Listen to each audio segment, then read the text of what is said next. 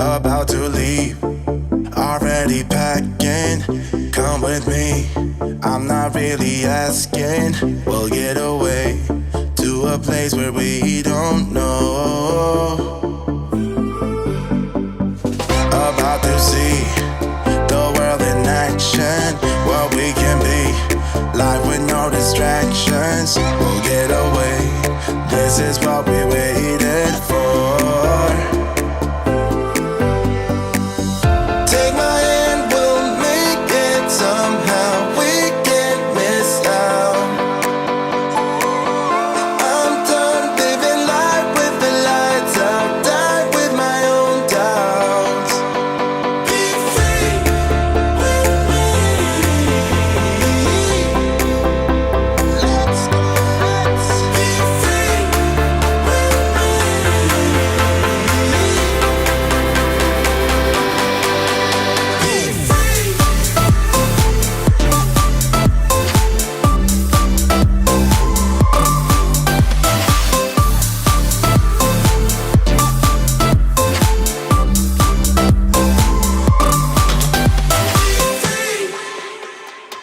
Not looking back, eyes on the freeway, Bonnie and Clyde, a classic cliche. We're on the run, this is what we waited for.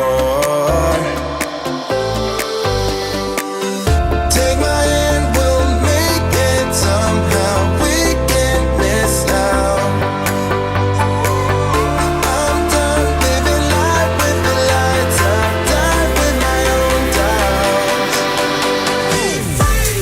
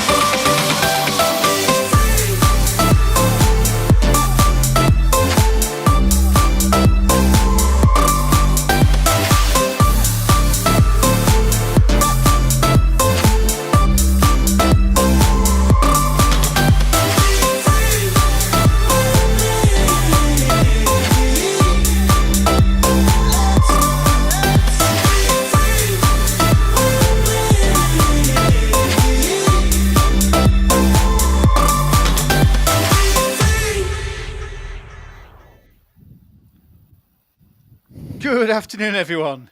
It's Jim here at Cheese Stews, making sure I've got the right scene because we have three presenters for this afternoon's live A-level business session, and organisational design, organisational culture is our topic for today. And I'm joined today by three familiar faces. We've got Graham, Mike, and Pete. So good afternoon to all three of you. Afternoon, Jim. Afternoon, everyone. Good to see you. Afternoon, all. We've got a packed session for A-level business students this afternoon. If you're joining us live. So we're not going to waste any more time. We're going to get straight into the activities. As always, if you're with us live, have a go in the live chat. If you watch you on replay, pause the video, give yourself some more time. We know that lots of students like to watch this and work their way through the activities by giving themselves some extra time, which is absolutely fine. And well, I'll see you at the end. Let's crack on, shall we? Here we go.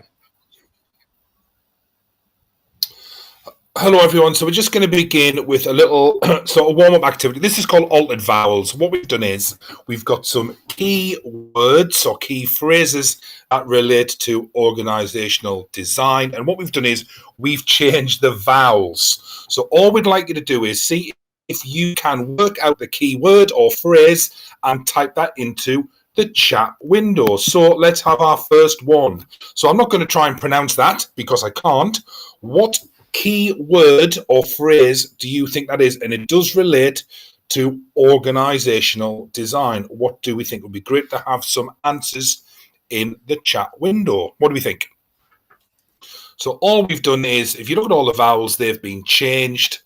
All you need to do, and straight in there, MJ Amos vlogs, a regular of ours, chain of command. Well done. It is indeed the chain of command. Next slide, please, Jim. Spon af cantral. Not the most challenging altered vowels, but what do we think that is? What do we think that is? It's good to see Abigail back. If I remember rightly, Abigail, I think you said last week it was your first experience of a Tutor to You live stream, so I'm glad you've returned. What do we think? It is indeed, it is span of control. Well done, and we'll be looking at span of control later. Slightly more challenging, what do we think this one is?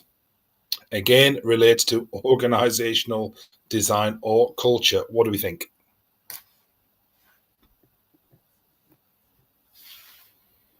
What do we think? Couldn't it Minecraft? Minecraft's in the house. Always a pleasure to see Minecraft here. Let's see what it is. It is indeed corporate culture. Fantastic. Well done. Let's have another one. We've got two more of these. What do we think this one is? What do we think this one is? Again, it relates to organizational design or culture. What do we think? I think Thomas was first in there. Top of the league there when it comes to this one. It is indeed centralization, which is the opposite of decentralization. We will also be looking at that later on. And last, but by no means least, what do we think? And this is actually how, because I'm from Sunderland, how I actually pronounce this word anyway, to be fair. So it's not the correct spelling, but this is how I would pronounce it. What do we think this one is? It is indeed, it is hierarchy, hierarchy. Fantastic. Well done, everyone. Now we're all settled in. I'm going to hand you over to Pete, who's going to talk us through some multiple choice questions. Thank you very much, Graham. So we've got 4 MCQs coming up here. First one you can see on screen. An advantage of a flat organisational structure is it A, there are more opportunities for promotion, B, a narrow span of control, C, communication is quicker, or is it D, higher labour costs? Answers in the chat window, please, folks. Is it A, B, C, or D? Abigail's first in there with C, followed by Hamza with C as well. Josh, Alex, and Minecraft seems to be pretty unanimous that C's the response. Thank you, MJ Amos. And let's take a look at the answer, please, Jim. Indeed, it is C. Communication is quicker. Of course, it's going to be C with quicker communication because there are going to be fewer layers in our organizational structure. So messages and tasks can pass quicker up the chain of command. Question number 2. An example of delayering would be A, increasing spans of control, B, removing responsibilities, C, removal of middle managers, or D, lengthening the chain of command. So I want you to apply your knowledge and understanding of delayering here. Answers coming through thick and fast already. Couple more seconds. We seem to be unanimous with C again. Let's take a look at the answer, please, Jim. Of course, removal of middle management, we're taking a layer out of the organisational structure. Of course, that links back to our previous question on how do we actually obtain a flat organisational structure or move from a tall to a flat. Delayering is part of that process. Next question, please, Jim. Question number 3 asks the number of subordinates reporting to a manager is called what? Is it A, empowerment, B, hierarchy, C, chain of command, or D, span of control?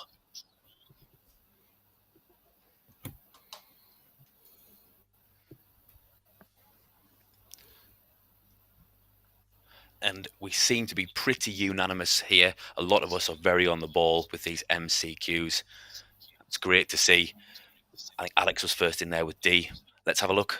The answer, please, Jim. It is span of control. Now, Jim's just put earlier in the chat window that increased spans of control can be a consequence of delayering. So here we're asking what the number of subordinates is called. There's our span of control. The number of subordinates reporting to a manager is called span of control. And with most things in business, we need to be able to think about the consequences and impacts of changes. Okay, let's take a look at our final MCQ, please. Moving on to corporate culture this time, which is not a categorization of corporate culture according to Charles Handy. Is it A, competitive, B, power, C, role, or D, task?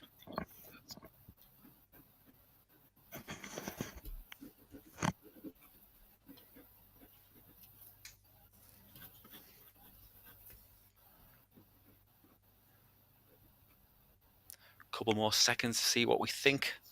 Some of you might not have covered corporate culture yet.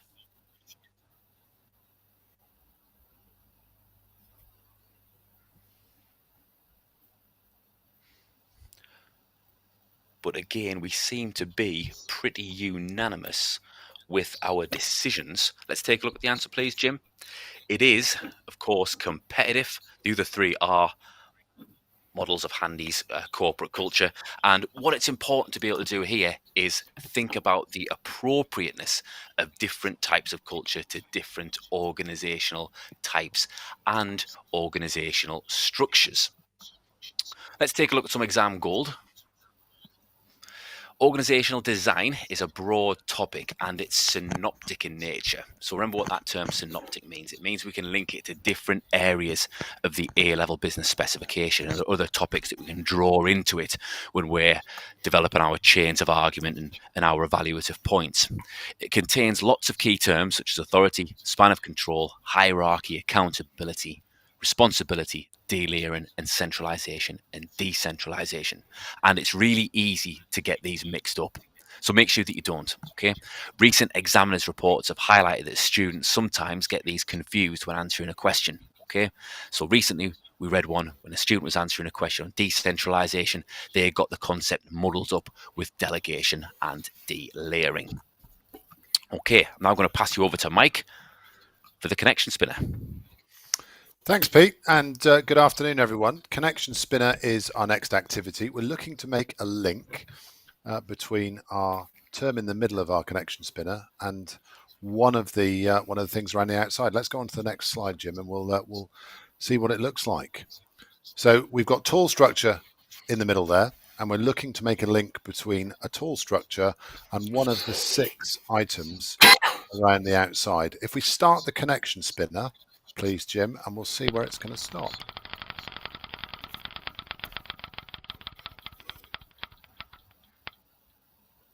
Okay, it stopped on hierarchy. So we're looking to try and make a connection, a link between a tall organizational structure and hierarchy. What's the link between tall structure and hierarchy? Take a few seconds, try and put an answer in the chat window if you're watching live. If not, you can pause if you're watching on the rerun. But try and make a link between a tall structure and hierarchy. What's the link between the two?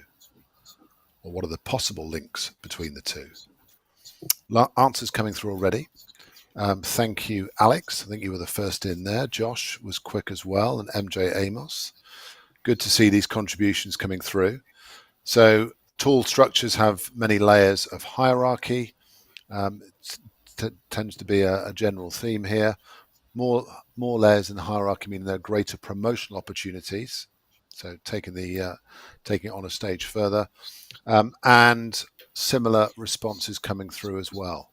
Let's have a look at a suggested response. So many of you have identified more layers of hierarchy can result in more promotional opportunities, and can result, alternatively, can result in higher labour costs. So the connection here between tall structures, as you've identified so well, they have more layers of hierarchy.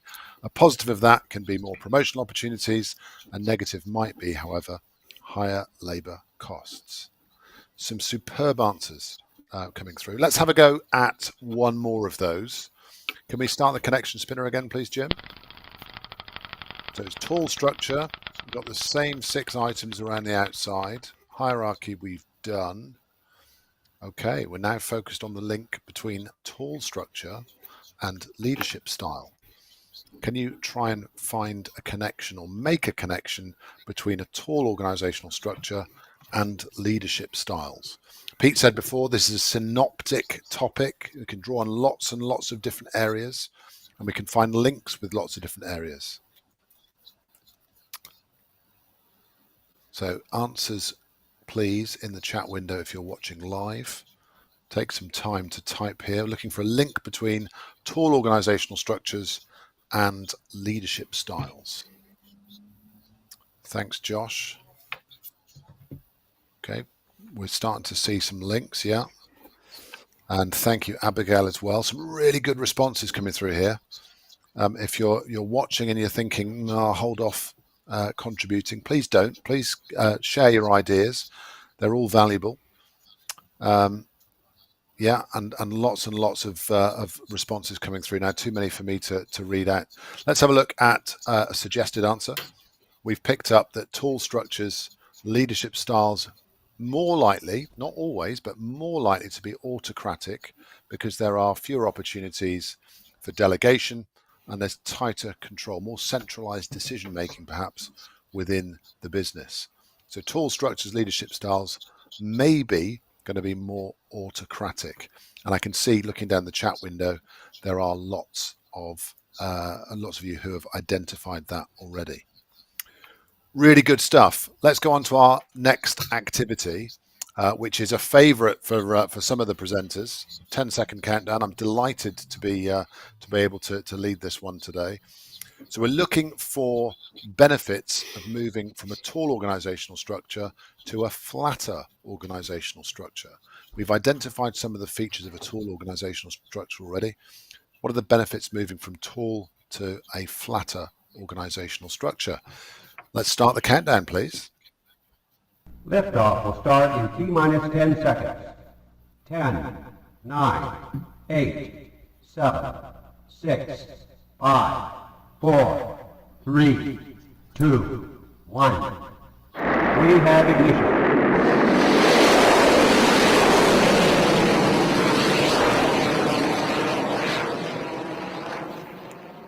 Literally no expense spared. So we're looking for benefits plural, of moving from a tall organizational structure to a flatter organizational structure. Lots of answers coming through already. You can do these individually, remember, although we've asked for benefits plural, you can send them through automatically. So we're recognizing communication may be easier. We're recognizing delegation, maybe more opportunities for it. Possibly lower labor costs. Has been identified as well, which is good. Let's have a look at some answers on the screen. So we've picked up lower staff costs, and we'll look at what that means in a moment. We've said in the medium to long term. We'll explain that momentarily. Increased motivation because of the opportunity of more delegation and quicker communication. And looking at the suggestions we've had in the chat window, I think we've ticked all three of those. So very, very well done. Let's look at a bit of explanation associated with those three. So when we talk about lower staff costs in the medium to long term, we're of course recognizing that moving from tall to flat may involve delayering. Delayering may in turn mean making some middle managers redundant, which could actually increase costs in the short term. But in the medium to long term, fewer middle managers should help to reduce staff costs. Notice there, we're making a distinction about timescales. Good evaluative point. We also identified increasing motivation via the opportunity of more delegation and increased spans of control. So workers feel more empowered. If there are fewer middle managers, then those lower down the hierarchy may feel more empowered, which may in turn motivate them, especially if there's greater delegation. Of course, that's not guaranteed. And it may indeed have the opposite effect, depending on the speed at which it happens, depending on the types of employees and their attitudes to additional responsibility. Last one here, quicker communication throughout the organization, flatter organizational structures, as we've identified from tall organizational structures. Flatter organizational structures will have a shorter chain of command, which allows more efficient communication. It can be quicker. So a third advantage or a third benefit identified there. Well done for your contributions. Thank you very much for those. I'll hand over to Pete for some confusing pairs. Thanks, Mike. Quick activity coming up here, folks. Do these key phrases and definitions match up correctly? So yes or no in the chat window here. Decentralization we've put where a manager assigns authority to a subordinate to make decisions and or complete tasks. Delegation where decision making is spread throughout the hierarchy. What do we think? Are these the correct definitions matched up to their specific key terms? Alex is first in, and indeed they are really easily confused. Jim, I've seen this on a number of occasions from some of my students and exams in the past.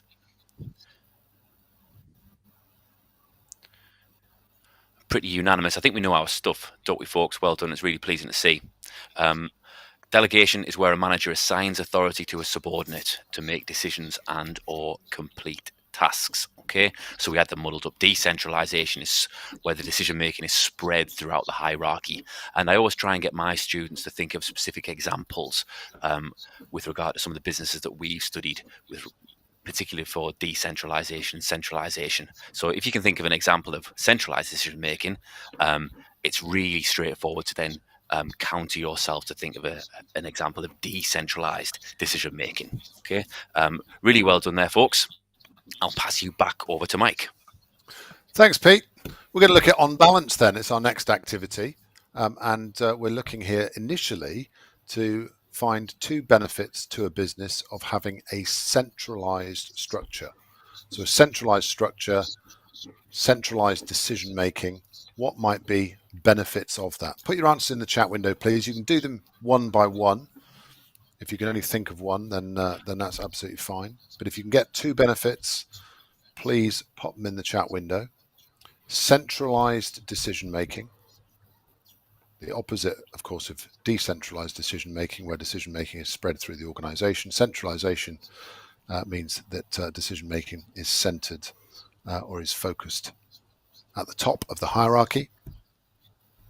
Answers coming through now. Thank you, Abigail. I think you were first in there. Given the caliber of some of the people in the live chat, that's very impressive. MJ Amos, Hamza, thank you. Alex, Josh, Victoria, answers coming through. We're looking at better decision making. We're talking about there being more control over decisions, easier to implement common policies, clear chain of command. Decision making may be quicker. Let's have a look at some on the screen. And I can see immediately that some of the ones that have been identified in the chat window appear on the screen here. We've got that it's easier to implement common policies and practices for the whole business. And it's also much easier to get consistency throughout the business. Decision making is centralized. The points about speed of decision making are valid as well. Some top quality answers coming through. There are 2 we've picked out. 2 benefits of having a centralized structure. Of course, if we're looking at extended responses, we're looking at evaluative answers, we are looking to get a balance in our responses. So let's look at the flip side. We've had benefits of a centralized structure. Let's look now at benefits of a decentralized structure. Why might a decentralized structure be beneficial to a business? Answer in the chat window once more, please. Remember, you can do them individually. You don't have to type them both, especially if you can only think of one. But try and get 2 benefits of a decentralized structure. Some top quality answers coming through, and I'm just having a read of some of the ones for the previous point. So we're looking at benefits here, remember. Benefits of a decentralized structure. So trying to think in terms of positives. Okay, we're not thinking about disadvantages here, although the benefits of a decentralized structure may match up with some of the disadvantages of a centralized structure. Thank you for those responses we've had so far. Yeah, some brilliant ones. We're looking at motivation. Motivation of staff because they feel empowered. Let's have a look at some answers on the screen. And the top one there, of course, can lead to increased staff motivation. Decentralized decision making spread through the hierarchy, spread through the organization, can lead to increased staff motivation. Staff feel empowered to make decisions. And if the staff on the ground, so to speak, the staff in that particular country or that particular area or in that particular market are empowered to make decisions, they maybe have a better understanding of the local market, and so they are better able to meet the needs of that local market. so they can adapt products or they can adapt the marketing mix to suit, for example. Decentralized decision making or decentralized structures beneficial as well. And that exercise, of course, is all about balance, trying to get balance in our responses in order then that we can make effective and telling evaluation should we need to. Really good answers. Let's just look at some exam gold. Remember that organizational design, the design of an organization, organizational structure, is intrinsically linked with organizational culture. Organizational culture being the values, beliefs, the systems in place in a particular organization. So the two are linked. Organizational design and culture are linked. For example, a role culture is often associated with a tall and often centralized organizational structure. Typically, tall structures, role culture, centralized decision making, whereas a person culture is more associated with flatter organizational structures with more decentralized decision making. So can be problematic for a business moving from a tall organizational structure to a flat organizational structure, or from a centralized to decentralized structure, because the businesses may need to change some of those systems, some of those values, some of those beliefs that are inherent in the organization. So they might need to change the culture in order to change some of those other things. Those two things are interlinked. Like so much of this topic, it's synoptic. You can draw on different concepts. Very useful if you know your stuff. Let me hand back over to Graham for the next activity. Great stuff there, Mike. Yeah, and just to add to what you said about culture often moving from one structure to another can lead to resistance to change as well, and that taps into organizational culture as well. So this is our last activity, and this is on a business called Let Us Know, which is real and exists. It's a small chain of healthy eating outlets located in and around that London. Now, the business specializes in selling a wide range of healthy salads, soups, and shakes. Currently, they have a centralized structure with all the key decisions such as pricing, menu, and promotional activities made at head office. However, the directors are considering moving from a centralized structure to a decentralized structure, giving store managers more decision-making power. For example, more power over pricing, menu, and promotion activities. So we've got a stem of a question there, depending on your exam board. So we've got analyze, one benefit to let us know of moving to a decentralized structure. We would associate that question stem with AQA, whereas if you're an Excel student, assess one benefit to let us know of moving to a decentralized structure. And again, just to reinforce this, we talked about this last week. If you are an Excel student, when you get an assess question, then you must provide a balanced response. However, for the purpose of this activity, we're just going to look at an analyzing one benefit of moving to a decentralized structure. So, Jim, if you can move on to the next slide, please.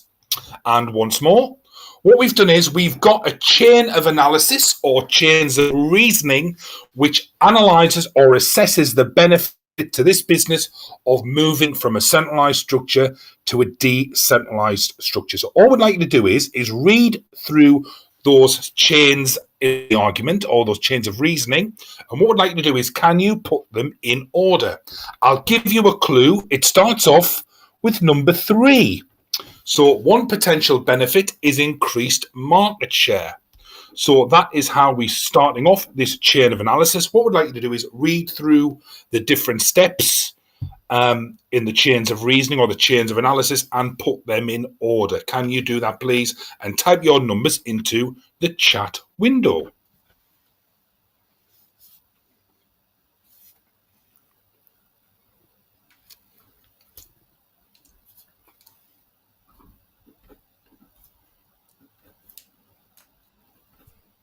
Give you a minute to read through that because there's a lot of information there, because it really shows you how you can get depth of analysis using knowledge and understanding and models and theories to really get depth in your arguments. And that is, as examiners, that is really what we're after.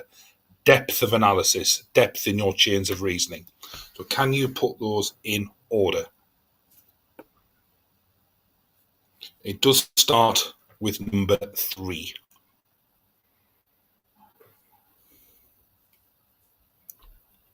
Some starting to come through now. What do we think?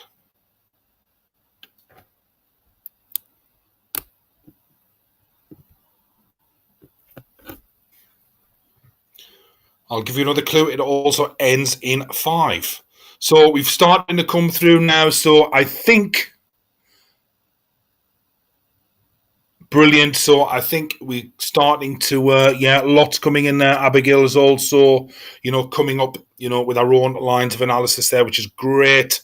I think so far, every single person has got the numbers right. Let's quickly talk through it and we'll pick up on some of the exam goals. Now, it starts off, one potential benefit is increased market share. That is really good exam technique from the start, because what we've done that you do not need to repeat the words of the question. So you don't need to start off, one potential benefit of let us know moving to a decentralized structure is increase market share. Why waste that time? Get straight to the point. Make your point, analyze it in context. So one potential benefit is increased market share.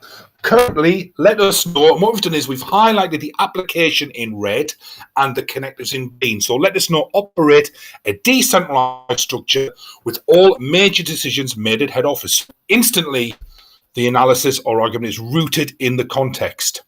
Moving to a decentralized structure and allowing store managers more control over store menus, pricing, and promotion could therefore, so we've got a connector there, allow them to make decisions tailored to local market conditions. So we've got a bit of knowledge and understanding there, something which currently they may not be able to do. We don't know they can't do that, but they may not be able to, considering the business is centralized. So we've got some more application here. For example, if a shop was located next to a large college, store managers may be able to run store promotions, such as 10% student discount or menu items specifically aimed at students. So there's a recognition here that store managers moving to a decentralized structure could make decisions that are tailored to the local market. For example, if the shop was located next to a large college, they may be able to offer student discount. We've got another connector there. Consequently, more students may decide to buy food from Let Us Know compared to other fast food outlets like Greggs and Subway. So we've got more application there. As a result, another connector, this could lead to increased sales revenue for Let Us Know. And if customers choose Let Us Know over other fast food outlets, increased market share. So what we can see there is, we can see that this argument has a definite starting point and an end point. It linked together. So the analysis is really rooted in increased market share. It's applied and it's well analyzed. And that's all you need to do for your argument. So as Jim's just said there, it's a great example of how to add application into the chain of analysis. A lot of students are really good at analysing, but don't root it in the context of the business. What we're after is something called contextualised analysis. And that is what you're after in your arguments. And I think that concludes that activity. We've got one more slide of exam gold. So the effectiveness of moving to a decentralized structure, so we've got some evaluation here, can often depend on the management and leadership style of the business. And we've already looked at how synoptic this topic is. It links with culture, it links with leadership style. For example, decentralization results in great empowerment for local managers and should therefore lead to an increase in flexibility, given the fact that decentralization brings decision-making closer to the customer. So decentralization often requires the need for maybe a more democratic or laissez-faire management and leadership style as opposed to autocratic. So we can see something as simple as moving from one structure to another could not only result in a change in culture, but there might need to be a change in management style. And so managers might find that really difficult. Previously, managers who had an autocratic management style might find it very difficult to relinquish some of their responsibility and adopt a more democratic management style, which can result in resistance to change. So we can see how just a knowledge and understanding of organizational culture and leadership styles can be brought into a question about moving from one structure to another. Excellent stuff. And I think that concludes our live stream. Yeah, bang on time. Fantastic. We said 30 minutes on exam skills on organisational design and culture, and there we go. Fantastic. Many thanks. We had lots and lots of students with us throughout that session, and quite a few joined us halfway through the session as well, which is great. But don't forget, you can go back and watch the session on replay at tutor2.net/live to watch the whole of the session. And we've got about 35 or 40 other sessions that we've run in the last 12 months or so. If you're maybe doing some revision over half term, ready for some more mocks or assessments and tests, well worth having a look at those. Don't forget, we are about to go on the road. We're about to go live. In fact, I think this time next week we will be live with our bookings for our Grade Booster cinema workshops. We're coming to London, Birmingham, Bristol, Manchester and Leeds over the next 2 or 3 months to help students get ready for their A-level business exams. So if you get a chance to join us, come and say hello. If you've joined us either on live or replay, that would be fantastic, wouldn't it? I know we're looking forward to the tour, aren't we? You can see us live and in person, in the flesh, because we are real and exist. We do exist as human beings beyond the avatar you see in front. We are real people. So you could see us in person. You could see Mike and Pete and Jim and me. You could. On that note, on that bombshell. I don't want to put people off. Don't but anyway, put people off. On that bombshell. Look out for that on the Tutor website and spread the word as well. I know lots of schools. I think I'm here in the office. We've had about 150 schools already confirm their places this week for the grade booster sessions. And as I say, booking goes live back into this week. So maybe you can join us for those. If not, I'm sure you may want to join us for our next exam skills live session. And one of the things we're now going to be doing is how to embed the advanced information that's just been released by Edexcel and by AQA for A-levels. So we'll try to reflect those in our upcoming live streams as well, just to help you prepare even better for the exams in the summer. Anything else to say, team, other than many thanks and well done to all our students who joined us live? Yes, can I pick up on one thing that Alex has mentioned there? Saying, is quoting a statement from the case study and explaining its implications contextualized analysis? That's a really good question.